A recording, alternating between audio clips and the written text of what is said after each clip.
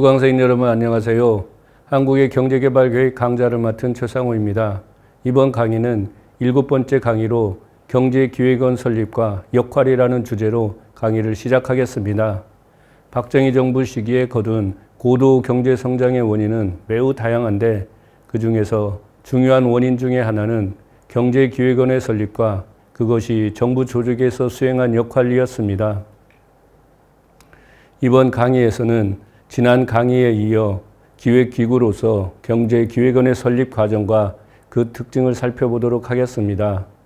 경제기획원과 관련하여 가장 많이 지적되는 내용 중에 하나는 경제기획원 조직이 세계에서 유례없는 조직이었다는 것입니다. 이런 주장은 박정희 정부 시기에 경제관료로 근무했던 사람들의 회고록이나 구술에서 처음 나왔고 그것이 연구자들에 의해 그대로 인용되면서 강력한 영향력을 행사하는 주장으로 받아들여지고 있다고 생각합니다.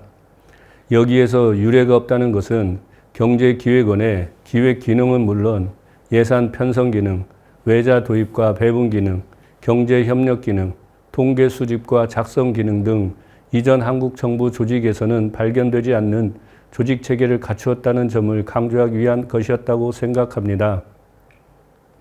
물론 경제기획원의 조직이 특이하고 매우 강력한 기능을 수행할 수 있는 체계를 갖추고 있었던 것은 사실이지만 그렇다고 그것이 군사정부의 누군가의 아이디어로 갑자기 설립되었다고 생각하는 것 역시 경제기획원의 일면만을 보는 것이라고 할 수 있을 것입니다.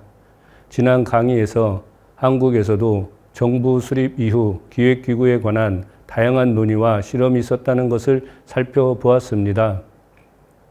가령 정부 조직법을 처음 제정할 때 예산 편성 기능을 기획처에 두어야 할지 이전과 같이 재무부에 두어야 할지 국회에서 뜨겁게 논의되었습니다. 또한 원조가 본격적으로 도입되면서 외자 도입, 배분 관련 업무는 기획기구의 전담 업무가 되어야 한다는 합의가 형성되었고 특히 1951년 8월에 제기된 중앙경제위원회 설립안은 기획기구의 위상과 관련하여 다양한 논의가 이루어졌던 전사가 있었다는 것을 보여주고 있습니다. 게다가 제2차 세계대전 이후 경제계획을 수립한 대부분의 국가에서 기획기구를 설립했기 때문에 그 나라들의 경제계획 수립과 기획기구 운영 경험이 경제기획원 설립에 참조가 되었을 수도 있을 것입니다. 그럼에도 불구하고 경제기획원의 기획기능, 예산 편성 기능, 외자 도입 및 배분 기능 등이 통합되었다는 것이 박정희 정부 시기에 경제 성과에 커다란 기여를 했던 것은 사실입니다.